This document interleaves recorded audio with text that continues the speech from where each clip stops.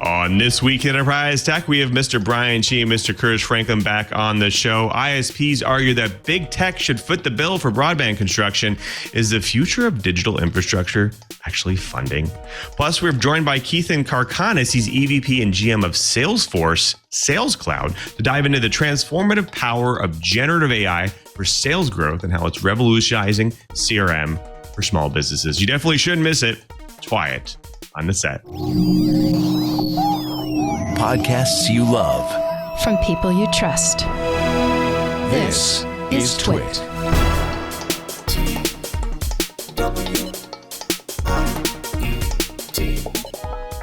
This is TWiT, This Week in Enterprise Tech, episode 559, recorded September 1st, 2023, Salesforcing AI. This episode of This Week in Enterprise Tech is brought to you by Bitwarden. Get the open source password manager that can help you stay safe online. Get started with a free Teams or Enterprise plan trial, or get started for free across all devices as an individual user at bitwarden.com/twit. And by Lookout.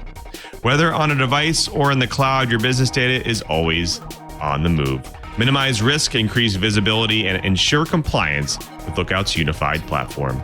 Visit lookout.com today. Welcome to TWiT, This Week in Enterprise Tech, the show that is dedicated to you, the enterprise professional, the IT pro, and that geek who just wants to know how this world is connected. I'm your host, Louis Maresca, your guide to the big world of the enterprise. I can't guide you by myself. I need to bring in some professionals and some experts, starting with very own Curtis Franklin. He's principal analyst at Omdia, and he is the man who has the pulse on the enterprise. Welcome back, Curtis. How's your week been? It's been a busy week doing follow-up from the Black Hat and DEF CON that we're still getting calls on. Starting to look forward to the fall. A lot of good stuff happening there. I'm getting a big report that's going to publishing, doing a couple of small articles, including one at Dark Reading, and setting up my research agenda for the coming year, which is always really interesting and a lot of fun. So I'm staying busy, dodging hurricanes as well. So we're going to call it a good week. I'm just really happy that I've got 3 days now to relax, breathe, and recuperate before hitting the formal start of business fall here.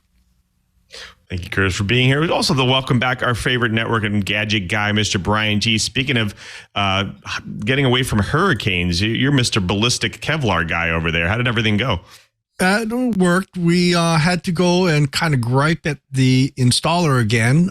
Some of the connections, to the bolts are a little too tight. So he's coming back to go and fix those. So that ought to be good. And I figured one of the issues I'm going to have is as I get older and I'm not going to be able to put quite as much oomph behind putting this stuff in, boot jacks should give me a nice extra set of leverage. What I am doing, though, is I'm waiting on the hurricane and everybody, to let the home improvement companies settle down a little bit, restock. I need to go and buy some wood.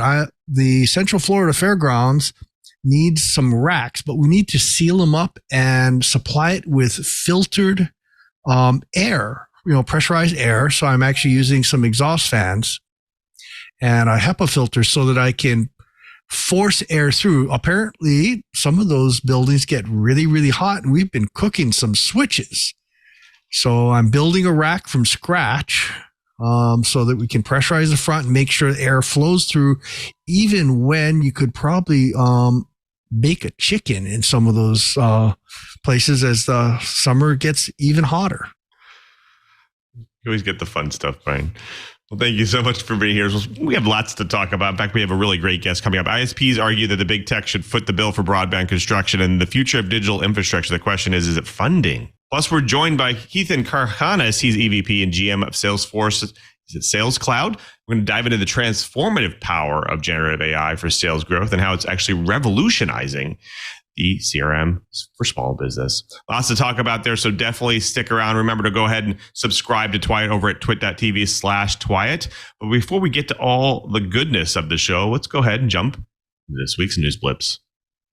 This week, a significant warning has been issued by the BCS, the Chartered Institute of IT, regarding the government's online safety bill. The primary concern, the bill's requirement for tech companies to scan encrypted messages could significantly damage the UK's reputation for data security. Now, the BCS's latest study suggests that compromising end-to-end encryption can result in a systemic security risk, potentially affecting millions of phone users. As the bill returns for its third reading in the House of Lords, Adam Leon Smith, chair of the BCS Fellows Technical Advisory Group, asserts that the government is aiming to legislate technology into existence, bypassing broader solutions like education, training, and public awareness. Furthermore, the regulator Ofcom could soon have the power to mandate scanning technology without judicial oversight.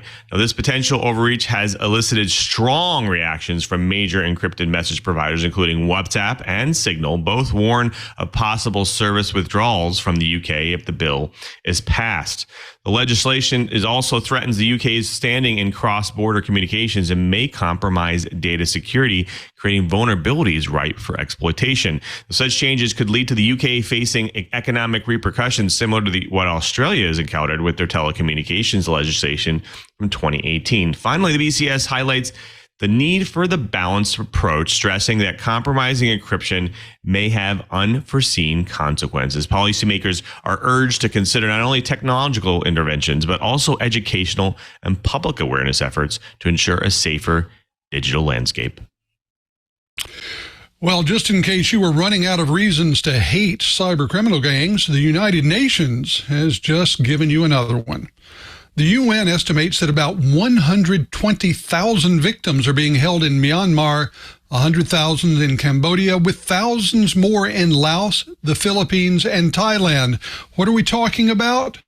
People forced to work in cybercrime gangs. The report, which was covered in an article on Dark Reading, estimates that gangs have held these workers and forced them to work in what amounts to electronic sweatshops in order to generate billions of dollars in revenue for the criminal organizations. Worse, Pia Oberoi, UN senior advisor and author of the report, says that governmental and regional corruption has allowed these operations to continue and to grow. Now, it looks like these online criminal operations really took off during the COVID epidemic, when more traditional criminal activities like gambling, casinos, and houses of prostitution were shut down because of disease control efforts. Not surprisingly, both Interpol and the UN say that strong multinational efforts are required to shut down these operations. The UN also recommends the implementation of, quote, human rights protections in legislation on cybercrimes and internet governance at the national, regional, and global levels, end quote. The UN report goes on to say that such a holistic approach provides the only solution to breaking the cycle of impunity and ensuring protection and justice for the people who've been trafficked and abused within this complex phenomenon. So some of the material I'm talking about on this blip comes from the alltechsoft.com blog and talks about engineering issues. But a lot of this also comes from my experience as in the DevOps world. So a lot of the reasons people have moved to Java is the so-called code portability. So in theory, better code structure. The Java language is not a free platform like many others. Java was owned by Sun Microsystems and is now owned by Oracle. The downside is that for commercial use, Java is now requiring a license. The other downside is my experience has been that mixing different versions of Java runtime modules have been fraught with bugs, and there's no such thing as compiling a complete code system, and the requirement for the runtimes are specific to a version. So while there has been a goal of backwards compatibility, that goal hasn't been achieved, forcing various systems to become orphaned. So again, I'm going to grind a little bit of my grist on this. Java is also quite cumbersome and very much slower than compiled languages like C# or C++, but it does have the advantage of being designed for splitting tasks between server and client. I personally like Python for this type of architecture, and now with Microsoft adding Python support in Excel, combined with such strong support of Python in several embedded systems like the Raspberry Pi and such, I've wondered the wisdom of how much effort computer science programs have placed in only teaching Java instead of the multi-language curriculum of when I went through my computer science program. My point is that we shouldn't be placing so many eggs into a single basket, and we should be evaluating development languages based upon the task rather than language du jour. Amen to that. Thank you, Brian. Well, a recent revelation, cybersecurity researchers at SlashNext have identified a burgeoning threat threatening targeting Airbnb account holders. That's right. The alarming trend uses a slew of malicious techniques, some familiar to the IT community, to compromise accounts. Very interesting article, actually, from the Hacker Read here. Now, among these methods, cybercriminals employ stealers, a type of malware extracting sensitive data, and they also capitalize on stolen cookies, browser cookies, and specialized tools called account checkers. Now, one access is secured. These accounts can be manipulated for fraudulent bookings, unauthorized purchases, and most worryingly, the theft of their personal data. Disturbingly, the underground digital market has seen a surge in the availability of compromised Airbnb accounts, some being sold for as low as $1. For IT professionals, the underlying message here is indispensable need for robust security practices. It's essential to bolster account security through strong passwords and two-factor auth. Plus, additionally, it's advisable to exercise caution when booking only with reputable Airbnb hosts. That's right. You want to make sure they're reputable and refrain from actually sharing personal information indiscriminately. As cyber threats have become increasingly sophisticated, remaining proactive and vigilant is the most crucial thing ever. Well, folks, that does it for the blips. Next up, we have the news bites. But before we get to the news bites, we do have to thank a really great sponsor of This Week in Enterprise Tech, and that's Bitwarden, the only open source cross-platform password manager anywhere, anytime. The security analyst Steve Gibson has even switched over, and that's a big plus because he is he scrutinizes these things and he loves this. With Bitwarden, all of the data in your vault is end-to-end encrypted, not just your passwords. In the summer of 2023 G2 Enterprise Grid report, they solidified their position as the highest performing password manager for the enterprise, leaving competitors in the dust. Bitwarden protects your data and privacy by adding strong, randomly generated passwords for each of your accounts. Go further with the username generator. Use this all the time. You can create unique usernames for each account and use any of the 5 integrated email alias services. Transparently view all of Bitwarden's code available right there on GitHub. On top of being public to the world, Bitwarden also has professional third-party audits performed yearly, and that results in getting published on their website. And Bitwarden is open source security that you can actually trust. Share private data securely with coworkers across departments or even the entire company with fully customizable and adaptive plans. Bitwarden's Teams organization option is $3 a month per user. With their enterprise organization plan, it's just $5 per month per user. Individuals always get Bitwarden's basic account for unlimited passwords. You can upgrade anytime to a premium account for less than $1 a month, or bring the entire family, which I have, with their family organization option, which gives them up to 6 users premium features for only $3.33 a month. Bitwarden just released a new passwordless SSO feature. SSO with trusted devices lets users log into Bitwarden and decrypt their vault after using SSO on a registered, trusted device. No master password needed. This new solution makes it even easier for enterprise users to stay safe and secure with Bitwarden. Learn more about SSO with trusted devices at bitwarden.com/twit. At TWiT, we're fans of password managers. Get started with Bitwarden's free trial of a Teams or enterprise plan, or get started for free across all devices as an individual user at bitwarden.com/twit. That's bitwarden.com/twit. And we thank Bitwarden for their support of This Week in Enterprise Tech. Well, folks, it's time for the bites. Now, there's a debate heating up in both the U.S. and Europe that could reshape the financial structure of our broadband landscape. Now, internet service providers or ISPs are making their case known. They believe that tech behemoths like Amazon or Google or Netflix should contribute financially to the broadband infrastructure they so heavily use. And when you consider that just 6 of these tech giants account for half the world's web traffic, it certainly stirs up a thought-provoking debate on responsibility and contribution. Now, in Europe, the conversation is leaning towards seeking direct payments from these tech giants. Across the Atlantic, the U.S., there's a slightly different tune being played. The idea here is to create a centralized fund managed by the government dedicated to broadband. Now, the concept draws inspiration from the current Universal Service Fund. However, the Biden administration is treading carefully here. They voice concerns over potential net neutrality violations, and there's an underlying fear that such a move could inadvertently increase costs for you and me and the end user. Interesting take. Now, the tech giants in question aren't merely spectators here in this debate. They're speaking up, of course, highlighting that they've made substantial investments in areas like content delivery networks, which in essence, every one of the ISPs load. Europe's regulatory body for electronic communications seems to echo this sentiment, saying they've found no signs of these tech firms free riding on ISPs. But the plot thickens, as there's already a debate among U.S. lawmakers about whether these companies should contribute to broadband subsidiary. And if it's not enough food for thought, some suggest adding surcharge on broadband revenues to bolster the Universal Service Fund. Decisions made in the arena could profoundly impact our industry's trajectory. So we should keep an eye on this one for sure. I'm going to bring my co-host back in because this is a really interesting one. I mean, this is a different take on moving our infrastructure forward potentially, but using big tech to do it. What do you guys think of that?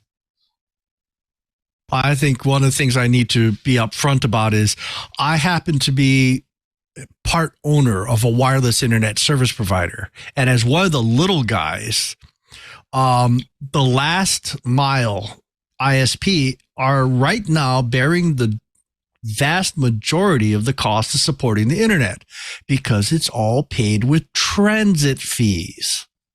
So look at it like a funnel. You know, the funnel is coming down from the big 6 and it slowly goes out as it hits more and more end users.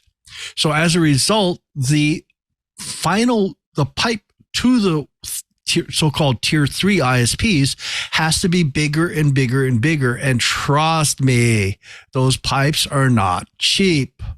I had to pay for one. I've had to pay for many. It's not something very nice. Flipping the model over so the fees are paid more towards the source has been a conversation among ISPs for a very long time. In fact, I remember it back in the mid-90s at the Interop show as being one of the big topics that came up during the conference. You know, how do we monetize the internet has been one of the topics of internet-related conferences for at least the last couple of decades. So I, for one, am soapboxing a little bit. Sorry.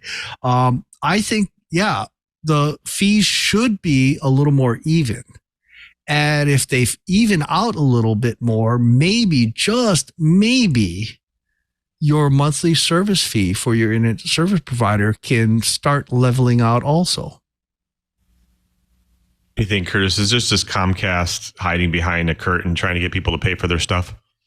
Well, yeah. And I'll also say that the question, could this lead to more expensive internet fees? Well, of course it will. You know, let's be honest. Whether we're talking about the large backbone carriers or anyone down to your local ISP, each of these companies has a profit margin that they really want to maintain, whether it's 10%, 20%, or 50%. They've got their margin.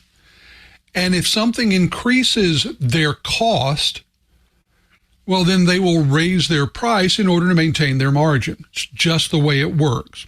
Now, the interesting thing is that what we're hearing here is not a new conversation. I remember similar conversations when we started having data be part of the cellular network, and especially when we started seeing streaming media become part of the cellular network, when we started seeing streaming media become part of the internet.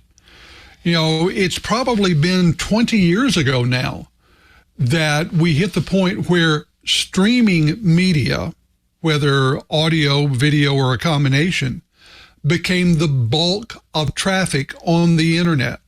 If you just look at the sheer number of packets being passed. And when you go from the kind of very choppy, intermittent traffic that text-based things, that email, that, control signals represent, to something like streaming media, it blows up all kinds of predictive analytics that were looking at how much capacity was going to be required. And with each of these changes, we heard a discussion about whether the consumer of the data, the originator of the data, or the carrier of the data should be responsible for upgrades to the infrastructure to successfully handle the data. Now, I think that it needs to be some sort of shared price. Everybody needs to bear some, but this is ultimately going to come down to who has paid for the most effective lobbyists. That may be different on the European side of the Atlantic and our side. It's going to be different around the world, but I do think we are going to almost certainly see some rebalancing of how costs are allocated for the kind of bandwidth we increasingly need to live the lives that we've chosen to lead in this interconnected age. I'm kind of putting a little bit of a parallel on the fact that, businesses continue to adopt cloud-based solutions. They're obviously relying on really high broadband backbones and infrastructure to make sure that they have high-speed connections and in between their businesses, between their clients. Can you maybe draw some parallels between the early days of enterprise networking and today's kind of clamoring for funding, I guess you could say? Is there a potential impact for businesses here as well, Cheebert? What do you think? Well, I'm going to draw a direct comparison. There used to be people like Long Distance USA, Sprint. You would have calling cards so you could go to a payphone. Remember those? And dial an access number and then type in your code. This was called intralata, local area telephone access area. And that used to be federally governed. It was very heavily regulated. You could not sell modems without being certified for that and follow certain rules from the FCC. Well, I was part of a political action group called the Coalition for Competitive Telecommunications, and we fought against the Hawaiian telephone monopoly in Hawaii. We managed to do a lot of talking with the Public Utilities Commission and the state legislature and managed to break the Hawaiian telephone monopoly on intralata communications a full year before the federal government did. Now, the point I need to make here is all the carriers were saying, oh, this is going to be terrible. We're going to lose so much money. We're going to have to jack up our rates sky high. And people aren't going to be able to afford to have long distance telecom. Well, no, they didn't. In fact, the president of Hawaiian Telephone and I were at a charity golf tournament. And even after being persona non grata with Hawaiian Telephone for many years, he and I actually had a very nice conversation and said, breaking the monopoly and deregulating the intralata communications market was actually the best thing that ever happened to us. We made so much money that we just left our rates right where they are. I think we're going to see the same thing. Right now, the big boys are fighting this because they think it's going to be bad.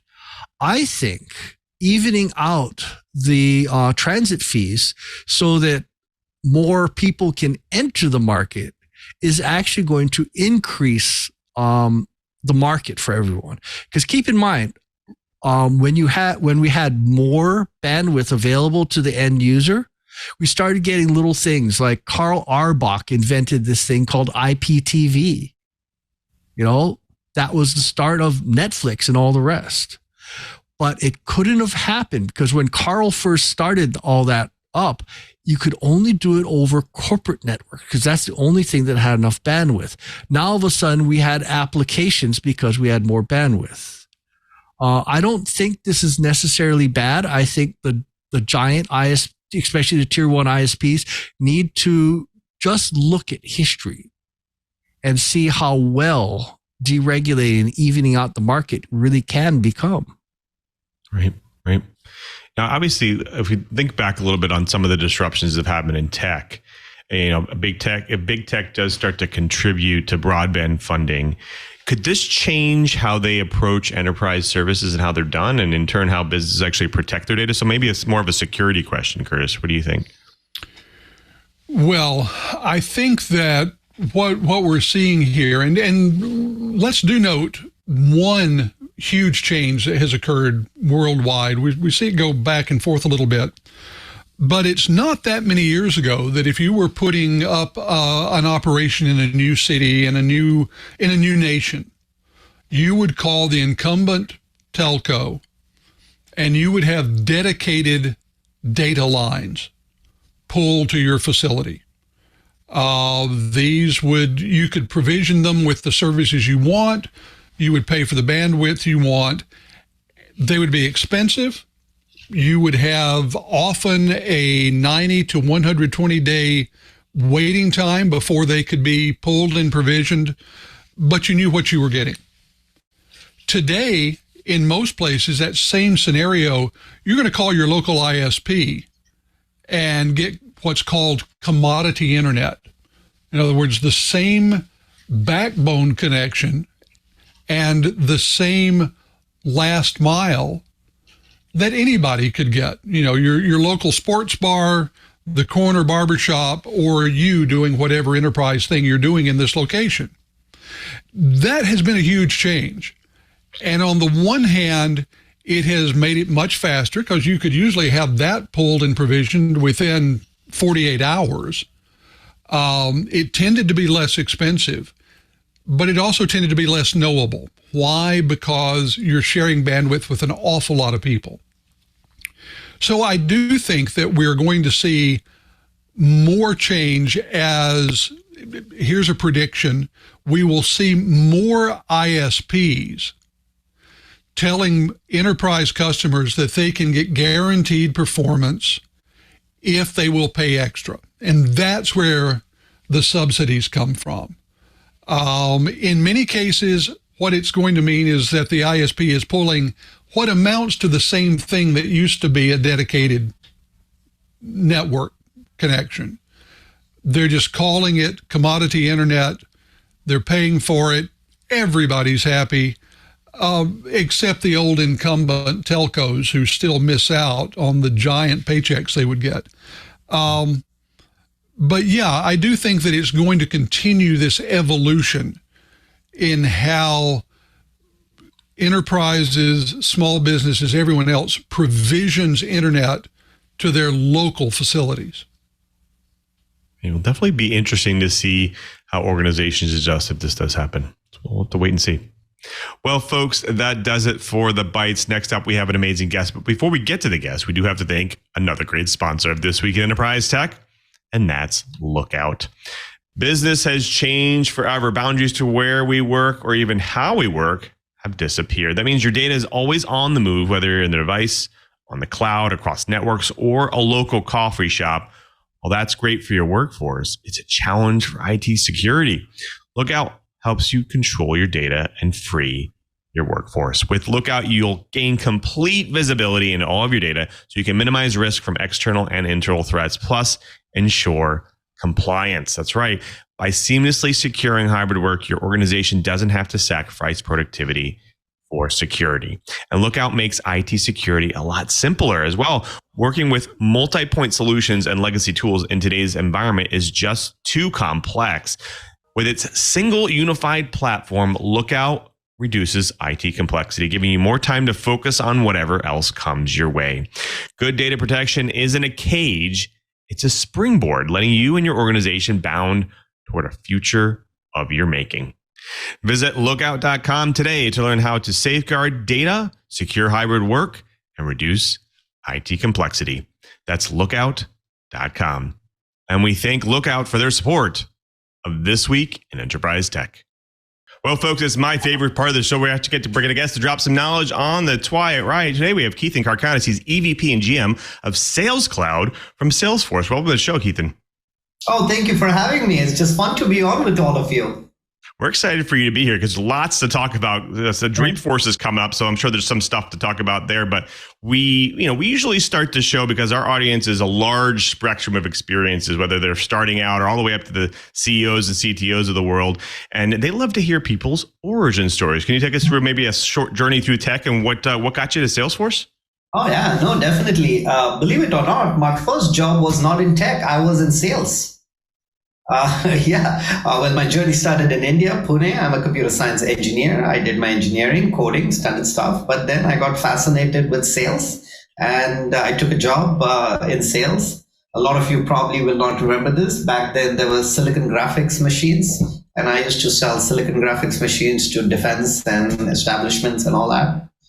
Got back into coding, came to America sometime early 2000, was in Cisco Systems in San Jose.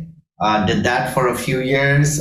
Really loved the idea of building products, software products. It's fascinating how fast you can iterate and how quickly you can have a value realization for your customers. But while building the products, got more interested in the business of product also. So did my MBA part-time, couldn't afford full-time. You guys know it. Have to pay the rent. So part-time, did my MBA, had a lot of fun learning, landed in 2010, landed in Salesforce. The cloud was just getting started.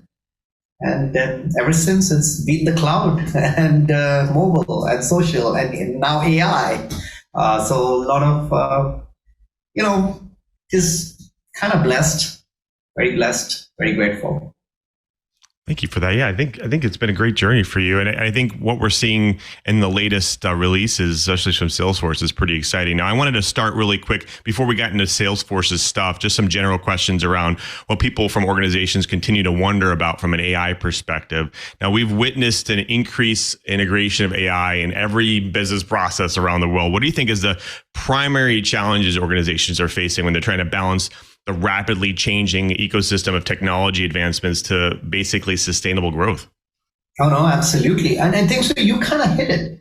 The biggest challenge people are facing is connecting AI to business outcomes and sustainable growth. I think so. It's really important to have that conversation in a connective tissue fashion. But I'll tell you, we talk to thousands of customers. We have pioneered AI for the enterprise. You should come to Dreamforce. We'll talk about that at the end. Because it's the largest AI conference that's happening just in 10 days. But I'll tell you two things. Number one, the biggest challenge people have is trusting AI. There's a lot of anxiety, rightfully so.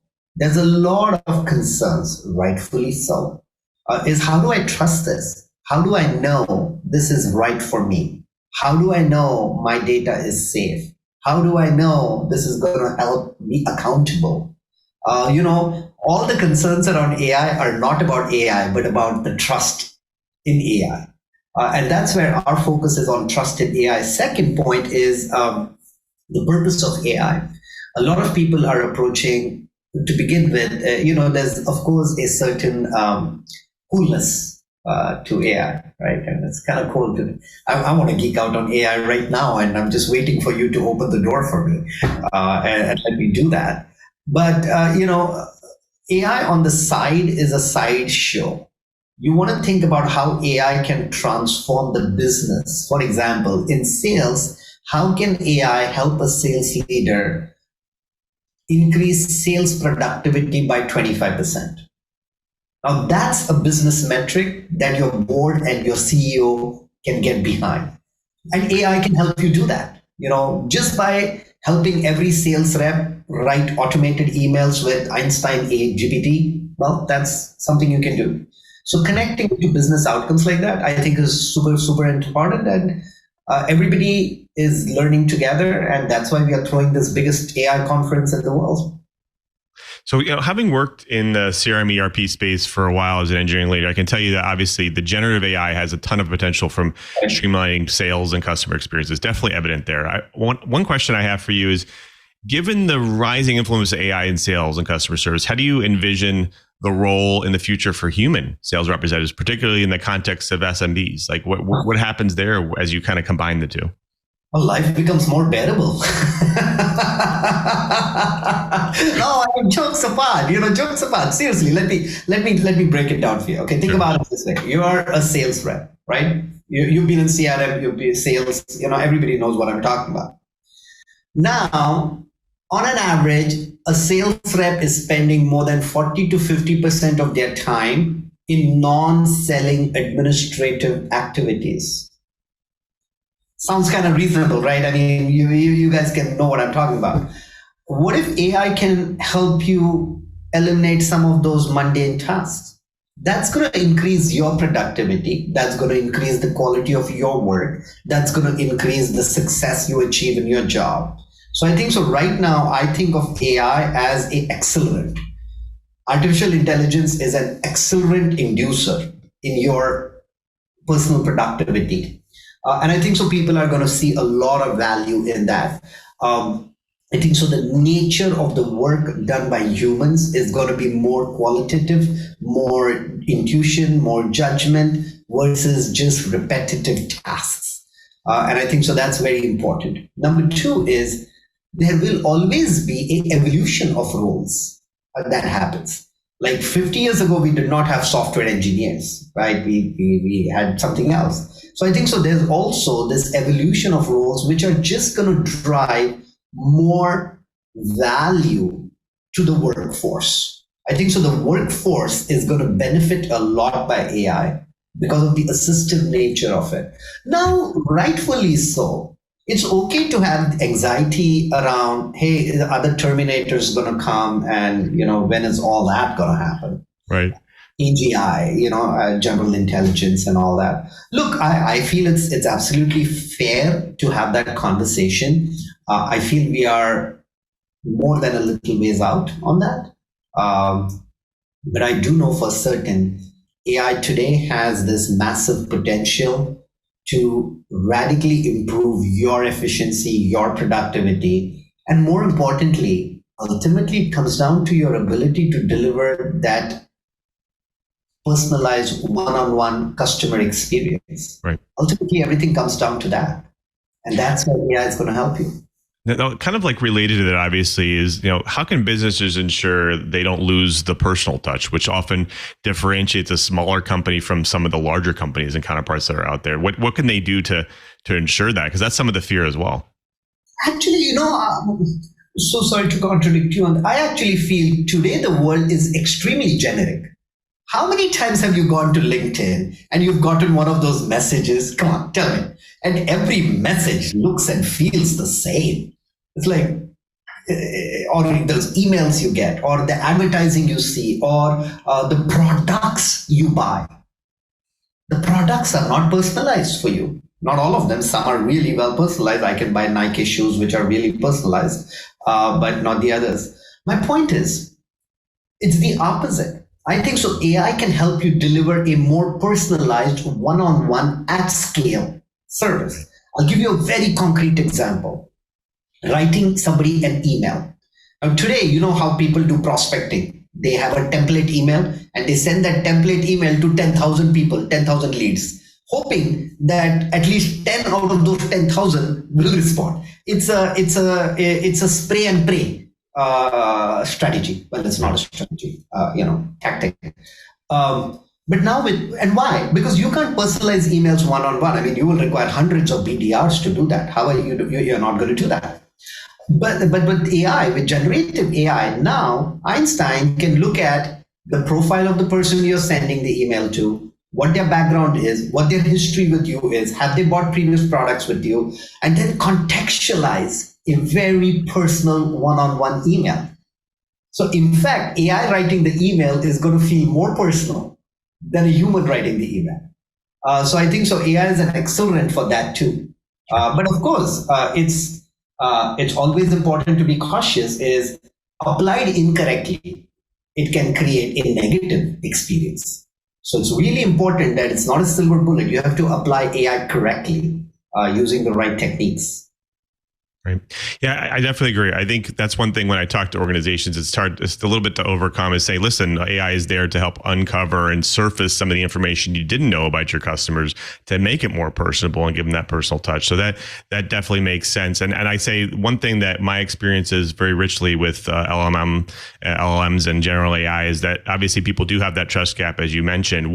Can you elaborate a little bit more on maybe some of the critical hurdles people have with generative AI and how they can overcome that kind of fear of AI in the kind of the mainstream sales arena side of things?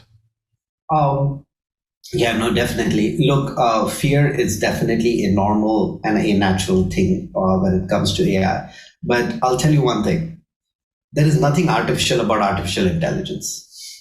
It's not. It's advanced computing and mathematics done at scale. And I know I'm underselling AI, but it's not like a creature or something. I think so. What's important to understand though is the application of AI needs to be within the trust boundaries of your organization. I think so. It's really important that you as a company, when you think about AI, it's okay to get excited by the use cases, but connect it to the business outcome you hope to achieve. And two, use AI in a trusted manner, because that is the really key thing. How do you preserve the trust of your customers? We always talk, and you will hear about this when we are at Dreamforce in a couple of weeks, is one of the biggest innovations Salesforce has done is not just the AI, but the Einstein trust GPT layer, where I'll tell you simple things like when a particular prompt or a question goes to an LLM, we have invented the idea of zero retention. That means your data is never retained by the model. That's really important. Number two is things like masking, data masking. Number three is things like having boundaries for PII. So all of these things are captured in our ability to deliver trusted AI to you. But ultimately, it comes down to connected to the business process. You want to minimize you want to maximize productivity for your sales teams. Great. How about you use generative AI to help them create content? What if I tell you Einstein can join you for your meeting and you never have to take meeting notes, but Einstein will auto capture not just the meeting notes, the transcript, which is simple, but will do call summarization, will detect insights on what was said between the lines, and will auto update your CRM for you, so you don't have to do anything. So these are like various ways in which you can apply AI in a trusted manner to drive productivity today. And I could keep going on, but sure. So let's dig into it a little bit more. Survey says the proliferation of AI, obviously in business, is undeniable, but nearly 60% of companies feel that they're a year or two way out. And in fact, in the industry today, only about 54% of AI projects transition from pilot to production. That's interesting information. Now, what do you think the primary barriers there, Ketan, is for how organizations can transition? How can they overcome them? I'll tell you, it's an excellent point. In fact, I think so. The survey is being generous.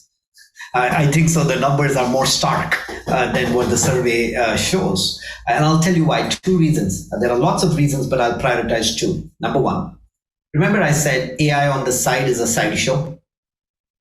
That's the biggest mistake people make. They say, let me do this science project on the side. It's not connected to it's not connected to your customer impact projects. It's not connected to your front office. You got to have business outcomes and AI in the flow of the work. That is really important. So whatever pilot you decide or POC you decide, connect it to the real business outcome you're hoping to achieve. Number two is, I believe, and this may sound a bit counterintuitive, for successful AI, you need a great data foundation. And every time we talk to our customers, we spend time on build your data foundation connected to trusted AI. That's why at Dreamforce, you're going to see us announce Data Cloud, the ability to harmonize, bring together all your data and then harmonize it so that you can fuel trusted insights. I like to say better data, better insights, faster sales.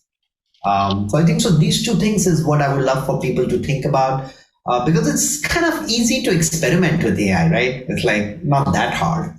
But then very quickly the novelty goes away and you're like, wait, what am I getting out of this?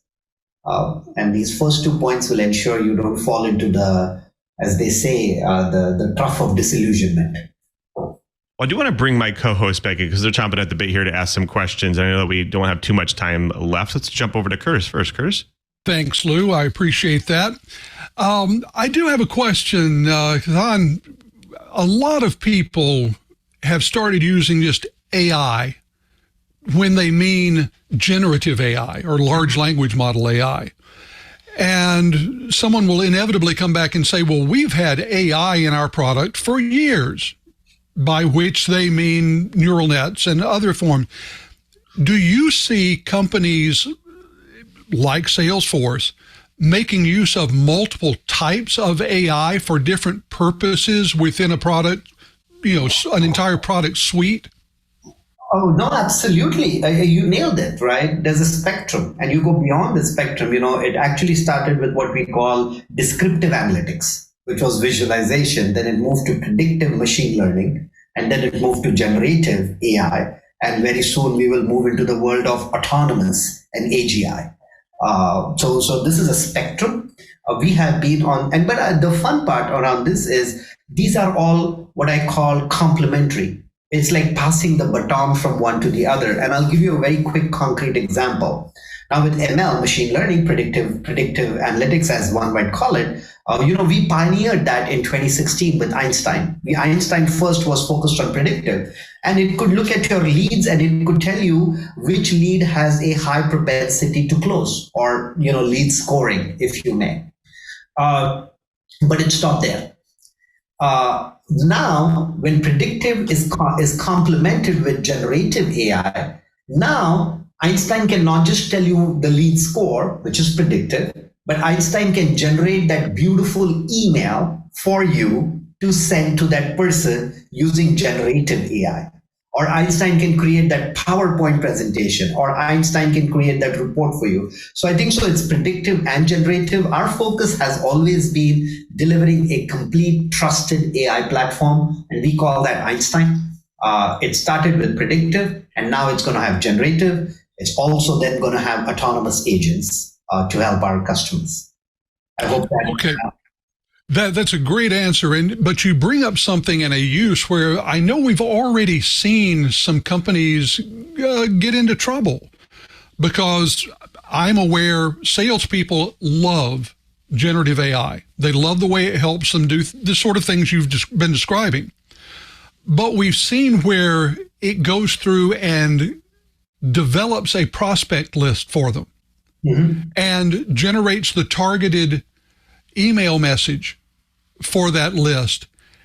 And occasionally it will go out and develop that prospect list from companies and contacts that have not given the user of the AI permission to send them marketing messages. And when you get into Europe, that's a real problem. So my question is, how much are we going to have to do work on data governance and practice to stay on the good side of existing regulations while taking advantage of the generative AI?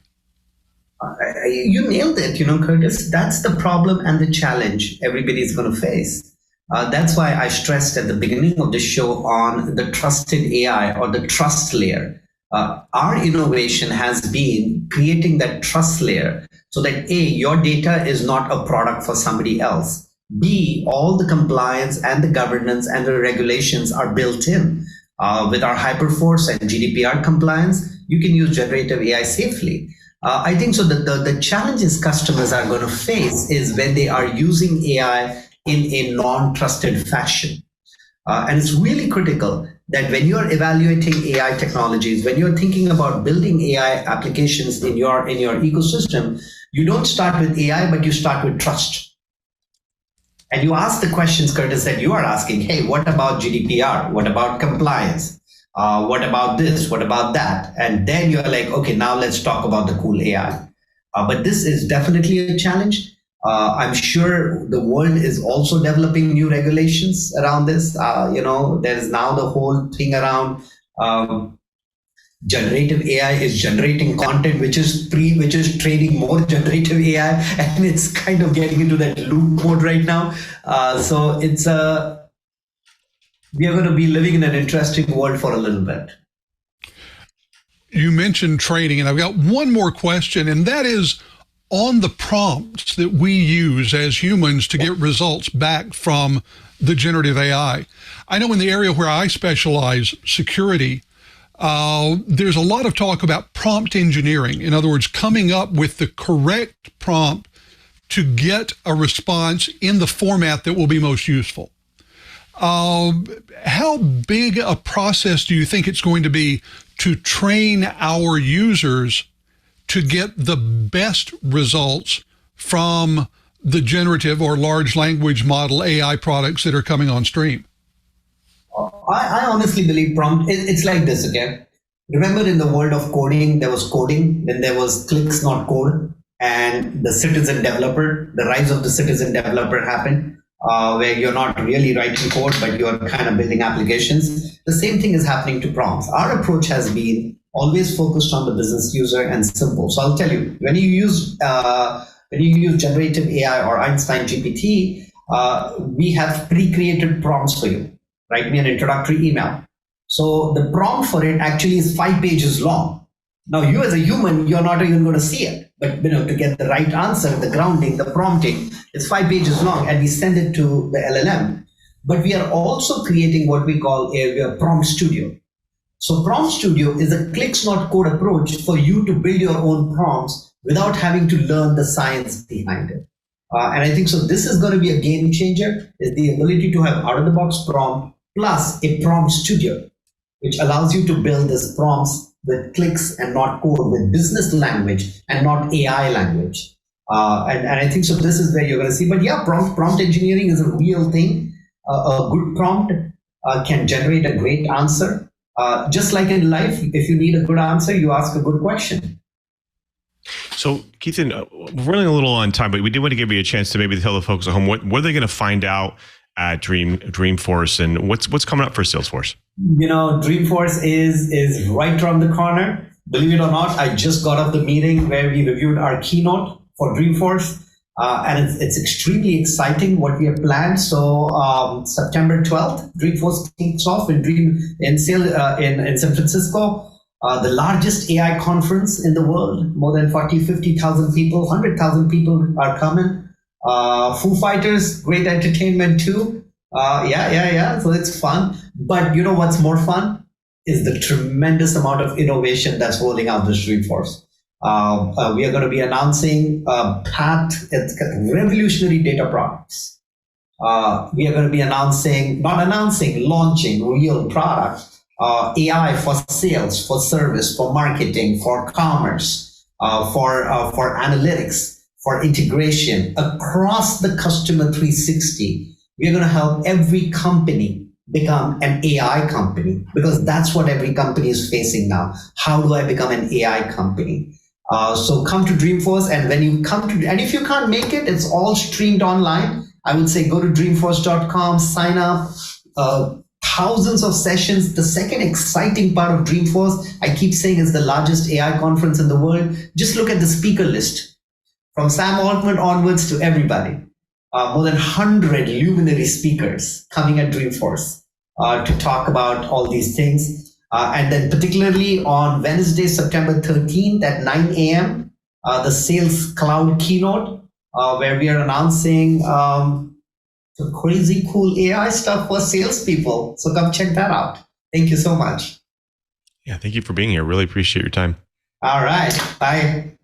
Well, folks, you've done it again. You sat through another hour of the best staying enterprise and IT podcast in the universe. So definitely tune your podcast show to TWiT. I want to thank everyone who makes this show possible, especially to my co-host, the very own Mr. Curtis Franklin. Curtis, thank you so much for being here. What's going on for you this week, and how can people get a hold of you?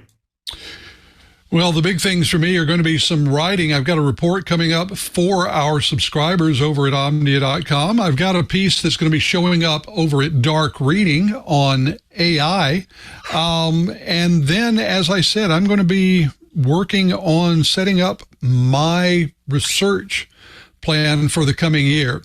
I may also be able to sneak in a piece looking at some of the big things that I saw back at DEF CON and Black Hat before that gets too old. Keep a lookout on my social media feeds for that. Best place to keep up with me is on LinkedIn. That's Curtis Franklin. I still do some stuff over on X at KG4GWA, and I'm trying to give more love to Mastodon, KG4GWA at mastodon.sdf.org. One way or another, I hope that you will look me up, follow me, and drop me a note. Let me know what you're interested in and what you would like to see in the news about the world of cybersecurity. Thank you, Curtis.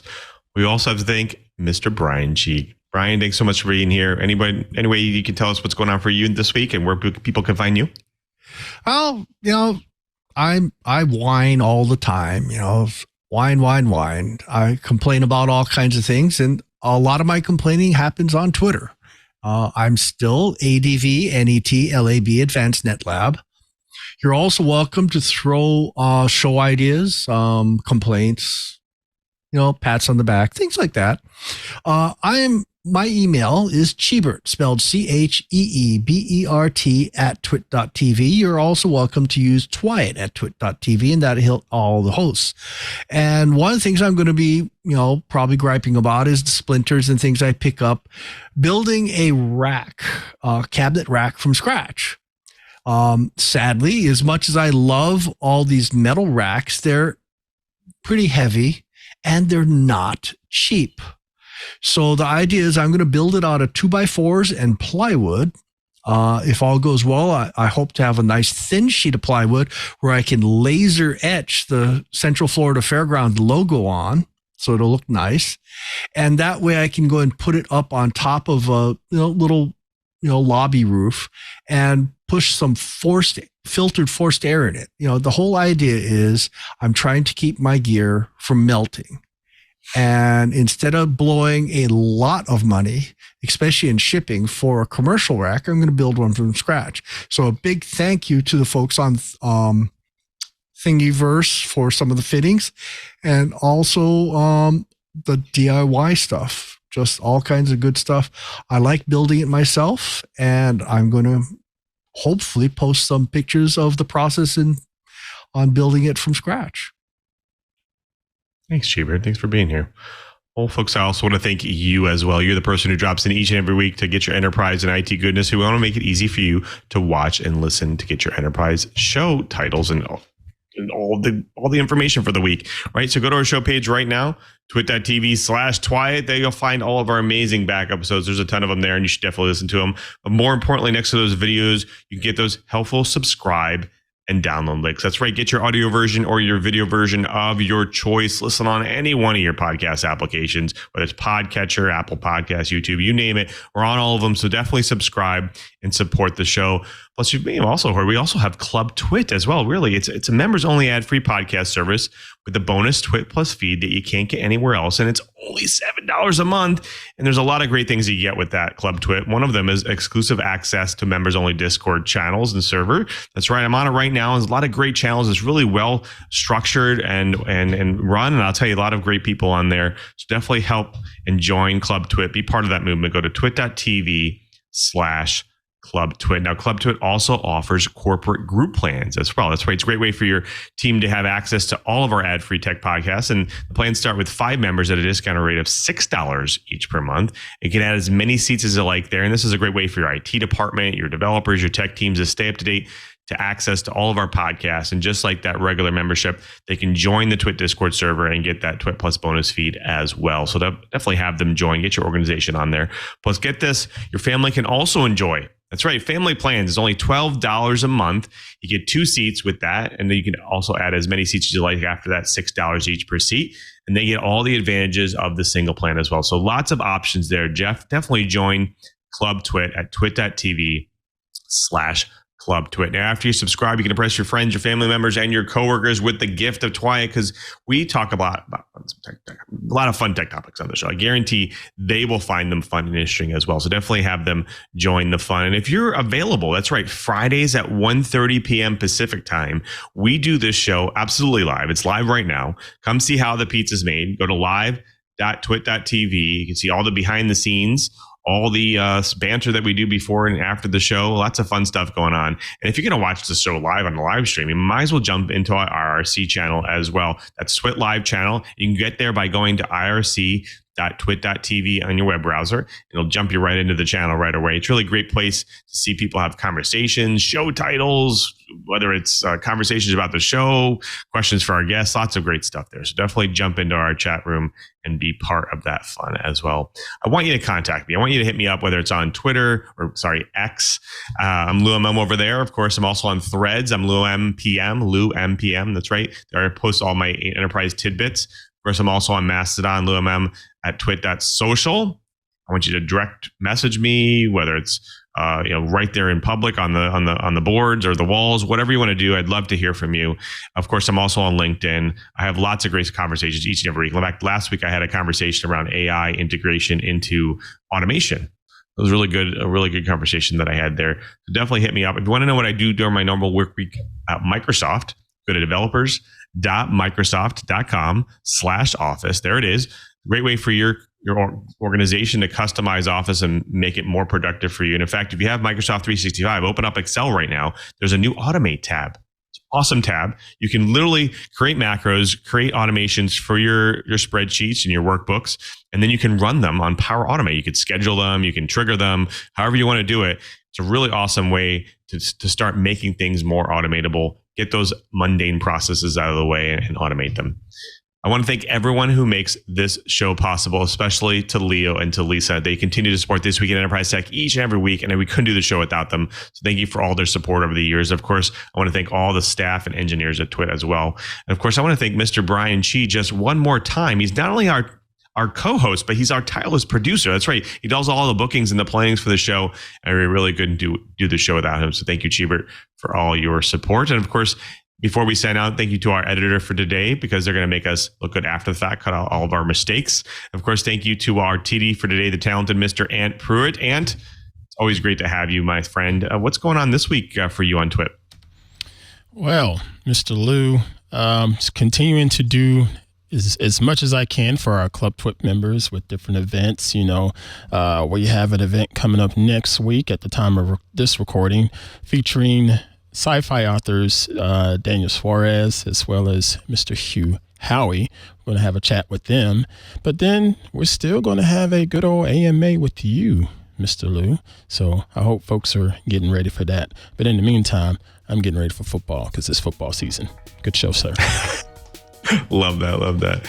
Well, thank you, Ann. Appreciate it. Well, until next time, I'm Louis Maresca, just reminding you, if you want to know what's going on in the enterprise, just keep TWiT. Hey, I'm Rod Pyle, Editor-in-Chief of Ad Astra Magazine, and each week I join with my co-host to bring you This Week in Space, the latest and greatest news from the final frontier.